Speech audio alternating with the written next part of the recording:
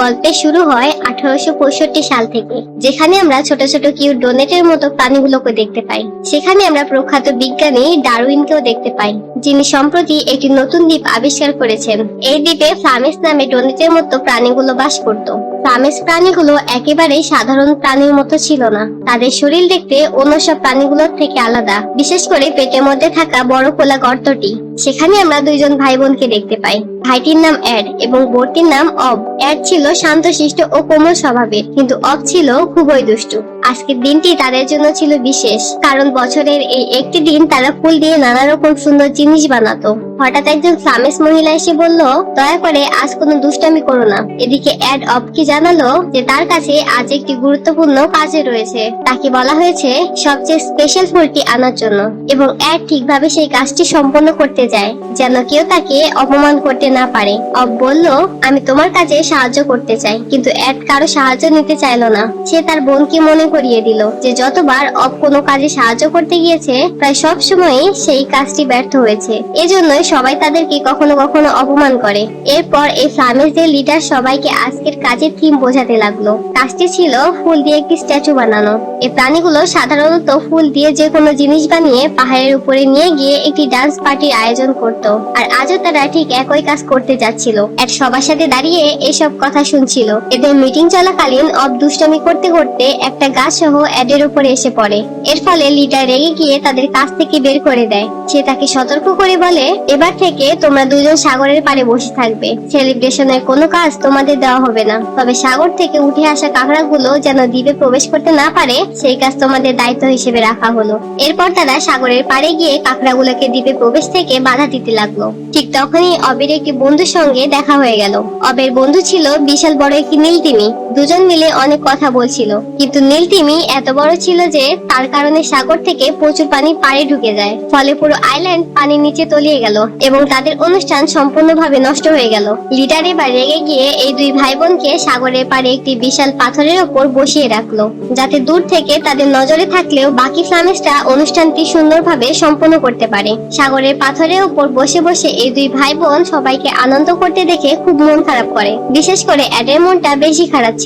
Of তার ভাইয়ের মন ভালো করতে চায় এবং তাকে নিয়ে পাশেই থাকা একটি বিশাল উঁচু পাহাড়ের দিকে যায়। অব এডকে জানায় যে এই পাহাড়ে নাকি অনেক সুন্দর সুন্দর ফুল পাওয়া যায়। যদি তারা সেই সুন্দর ফুল সংগ্রহ করতে পারে, হয়তো সবাই তাদেরকে আবার অনুষ্ঠানে রাখতে রাজি হবে। পাহাড়ের শীর্ষে সত্যি অনেক সুন্দর সুন্দর ফুল ছিল। ঠিক তখনই অবের নজর পড়লো একটি বিশেষ ফুলের দিকে। ফুলটি সব অন্যান্য ফুলের থেকে আলাদা এবং আকারে অনেক বড়।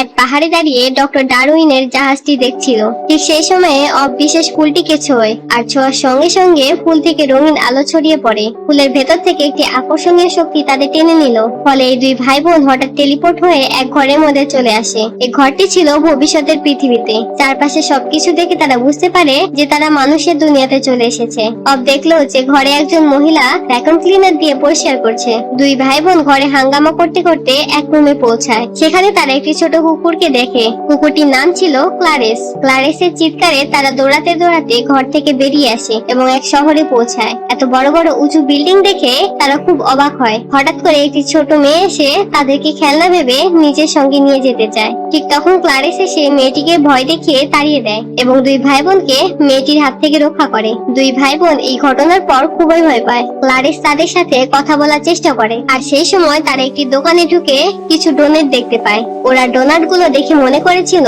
হয়তো এখানে তাদের প্রজাতির সবাই এসেছে, কিন্তু ক্লারেস ওদের বুঝিয়ে দেয় এরা তোমাদের প্রজাতির কেউ না, এগুলো হলো ডোনাট, এগুলোকে খেতে হয়। এরপর ক্লারেস তাদেরকে একটি ডোনাট খেয়ে টেস্ট করতে বলে। বেচারা দুই ভাই বোন তখনও ভেবেছিল হয়তো এটি তাদের প্রজাতিরই কেউ, তাই তারা ডোনাট গুলোকে বাঁচানোর চেষ্টা করছিল। তারা মনে করেছিল মানুষেরা হয়তো তাদের প্রজাতির প্রাণীদের মেরে ফেলেছে, কারণ ডোনাটের ভেতর থেকে বের হওয়া লাল রঙের জ্যাম ওদের কাছে রক্ত মনে হচ্ছিল। ক্লারেস অনেকবার বোঝানোর পর তারা বুঝতে পারে যে এগুলো খাওয়া স্বাভাবিক। ক্লারেস তাদের বলে, আমি তোমাদের আগে থেকে চিনি। এরপর সে তাদের একটি মিউজিয়ামে নিয়ে যায়। সেখানে অনেক প্রাণীর কঙ্কাল রাখা ছিল। ওদের সামনে তারা নিজেদের প্রজাতির দুটি ফ্লামেসের মূর্তি দেখতে পায়। অব ভেবে নেয় সত্যি হয়তো এরা তাদের প্রজাতির কেউ। অতিরিক্ত উত্তেজনায় সে মূর্তিগুলোর কাছে গিয়ে কথা বলতে থাকে, কিন্তু তার হাতের টাচ লেগে সেখানে থাকা অনেক কিছু ভেঙে যায় এবং সে মূর্তিটিও ভেঙে যায়। দুই ভাই বোন ভয় পেয়ে যায়। ক্লারিস বুঝিয়ে দেয় এই মূর্তিগুলো ক্লে দিয়ে তৈরি করা, আর এই মিউজিয়ামে যেসব প্রাণী কঙ্কাল রাখা আছে তারা সবাই এই পৃথিবী থেকে বিলুপ্ত হয়ে গেছে।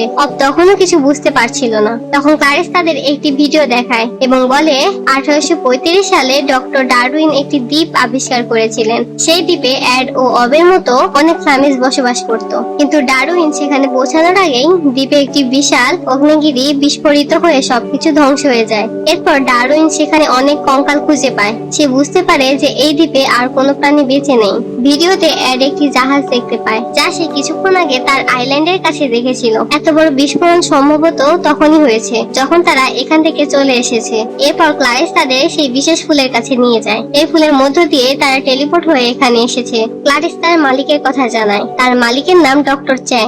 জানা যায় ক্লারিস প্রায় কয়েক বছর ধরে এই বিশেষ ফুলের সাহায্যে টাইম ট্রাভেল করছিল, কিন্তু একদিন সে এমন একটি জায়গায় গিয়েছিল যেখান থেকে আর কখনো সে ফিরে আসেনি। ক্লারিস ল্যাবে থাকা বিশেষ ফুলটির ব্যাপারেও তাদের অবহিত করে। এরপর তারা তিনজন সেই ফুলের মধ্য দিয়ে টেলিপোর্ট হয়ে এক অন্য জায়গায় চলে যায়। সেখানে বিশাল টেলিপোর্টের সেন্টার ছিল। এটি আসলে একটি টাইম ট্রাভেল টার্মিনাল। ক্লারিস তাদের বোঝায় কিভাবে প্রতিটি পোর্টাল একে অপরের সাথে যুক্ত এবং কিভাবে এটি বর্তমান ও অতীতকে একসাথে মিলিয়ে সময়ের সাথে সংযোগ স্থাপন করে। আরো জানা যায় ক্লারিসের মালিক অনেকগুলো ফুলের বীজ তৈরি করেছিলেন, যার মাধ্যমে বিভিন্ন জায়গায় টেলিপোর্ট করা সম্ভব। এবার তাদের কাজ হলো একটি সঠিক বীজ খুঁজে বের করা, যার সাহায্যে অ্যাড ও অব নিজেদের আইল্যান্ডে ফিরে যেতে পারে। কিন্তু অব মনে করে তাদের হয়তো এখানেই থেকে যাওয়া উচিত, কারণ যদি তারা আইল্যান্ডে ফিরে যায় তাহলে ফ্লামিসটা পুরোপুরি বিলুপ্ত হয়ে যাবে। অ্যাড বলে কিন্তু আমাদের তো সবাইকে বাঁচাতে হবে, হয়তো সবাইকে বাঁচাতে পারলে সবাই আমাদের দুজনকে হিরো ভাববে। এইভাবে দুই ভাই বোন ক্লারিসের সঙ্গে মিলে নিজেদের আইল্যান্ডে ফিরে যাওয়ার জন্য সঠিক বীজ খুঁজে বের করার চেষ্টা করে।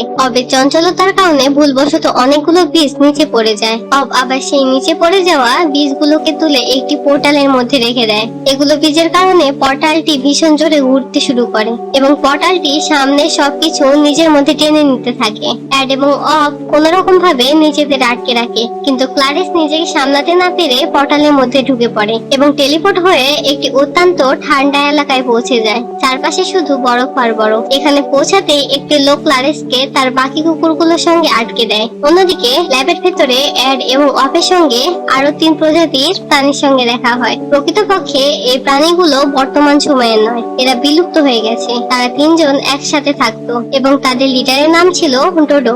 ডোডো আসলে একটি ময়ূর। ডোডো তাদের জানায় যদি আমাদের ডক্টর চ্যাং না বাঁচাতো তাহলে হয়তো আমরা বিলুপ্ত হয়ে যেতাম। অ্যাড এবং অব তাদের বোঝায় কিভাবে ক্লারিস এখান থেকে গায়েব হয়ে গেছে। অব বলে আমাদের যেভাবেই হোক ক্লারিসকে খুঁজে বের করতে হবে। এজন্য আমাদের সবাইকে একত্রিত হয়ে সেই বীজের পোর্টালটি পরীক্ষা করতে হবে। এটি শুনে সকলে হাসাহাসি করতে থাকে। বানি নামে শিয়ালটি বলে এটি তো খুবই ভয়ঙ্কর কাজ, আমরা কোনোভাবেই এটি করতে পারবো না। এমনকি তাদের লিডার ডোডো বলে সত্যি এটি খুবই ভয়ানক, আমাদের এটি করা উচিত হবে না। তবু দুই ভাই বোন নাছোড়বান্দা হয়ে সেটি খুঁজতে থাকে। এজন্য তারা দুইজনই বিভিন্ন পোর্টালে ঘুরে দেখে। এতগুলো পোর্টাল খুঁজেও অফ থেমে থাকে না। তারা আবারও পোর্টালের মধ্যে ঝাঁপ দেয়। এবার তারা রানী ক্লিওপেট্রার মাথার মুকুট নিয়ে আসে।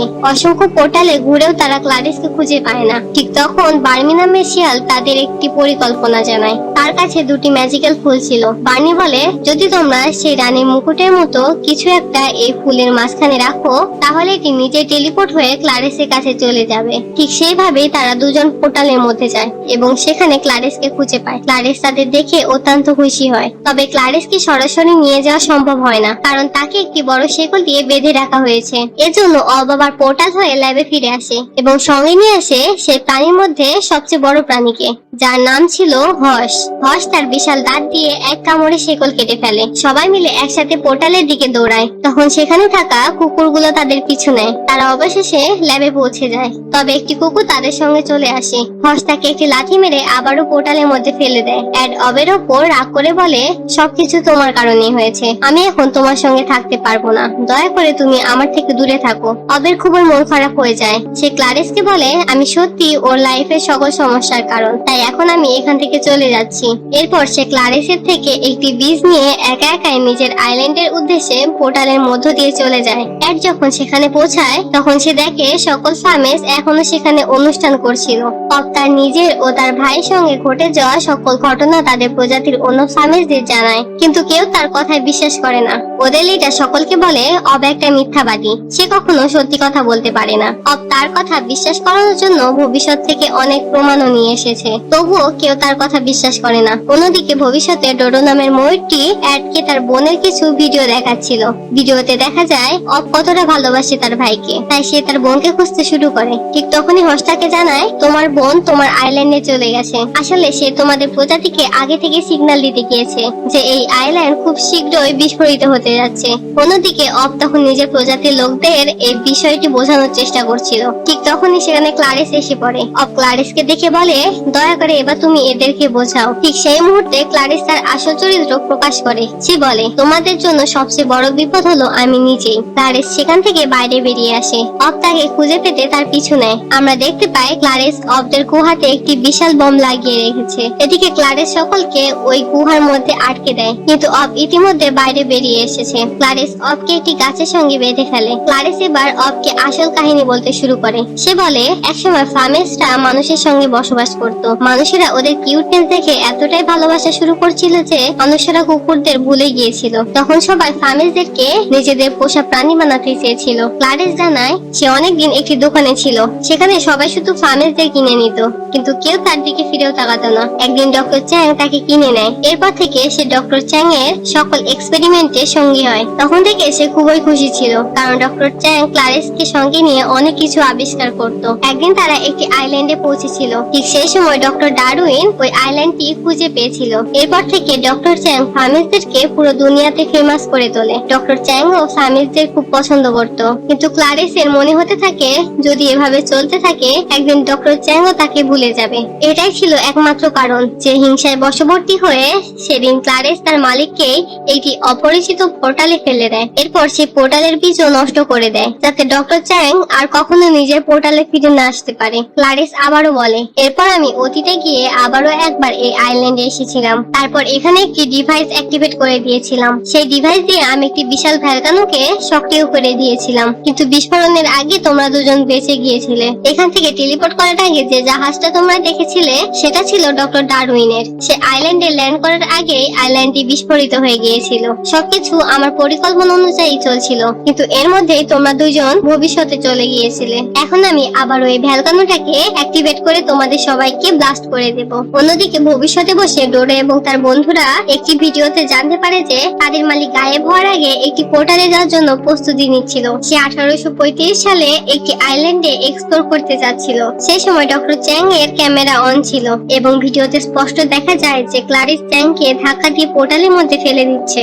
এজন্য তারা সবাই ডক্টর চ্যাংকে বাঁচানোর পরিকল্পনা করে এবং সেই পোর্টালের বীজ খুঁজতে শুরু করে। খুঁজতে খুঁজতে এক সময় তারা সেই পোর্টালের বীজটি খুঁজে পায়। অন্যদিকে অ্যাড অতীতে আসে, অর্থাৎ তার আইল্যান্ডে। অব তার ভাইকে সমস্ত ঘটনা খুলে বলে। অ্যাড কিছু কাকড়াকে ডেকে আনে। কাকড়াগুলো এসে অবকে আটকে রাখা শিকল কেটে দেয়। একই সময় ক্লারিস ভবিষ্যতে ফিরে যায়। সে আইল্যান্ডটিকে ধ্বংস করতে চাচ্ছিল, কিন্তু সে লক্ষ্য করে যে সামনে থাকা ক্যালেন্ডার নিজেই বারবার পরিবর্তন হচ্ছে, অর্থাৎ পোর্টালগুলো অটোমেটিক ভাবে তার ভবিষ্যতের মধ্যে ঘুরছে, যার কারণে সময় পরিবর্তন হচ্ছে। সবকিছু দেখে ক্লারিস বুঝতে পারে যে ভবিষ্যতে গেলেও ফার্মেসটা বেঁচে থাকবে। সে আবারও ফার্মেসদের আইল্যান্ডে ফিরে যায়। তখন এড এবং অব মিলে তাদের বাকি প্রজাতি ফার্মেসদেরকে বাঁচানোর চেষ্টা করছিল। তখনই ক্লারিস আবার অতীতে গিয়ে একটি বিশাল দানবকে নিয়ে আসে। দানবটি তাদের দুই ভাই বোনকে খেতে যাচ্ছিল। ঠিক সেই মুহূর্তে ডোরো তার সকল বন্ধুদের সঙ্গে উপস্থিত হয়। সবাই মিলে এড এবং অবের জীবন বাঁচায়। ওরা বুঝতে পারে দানবটির একটি চোখ না থাকার কারণে সে ঠিক মতো কিছু দেখতে পাচ্ছে না।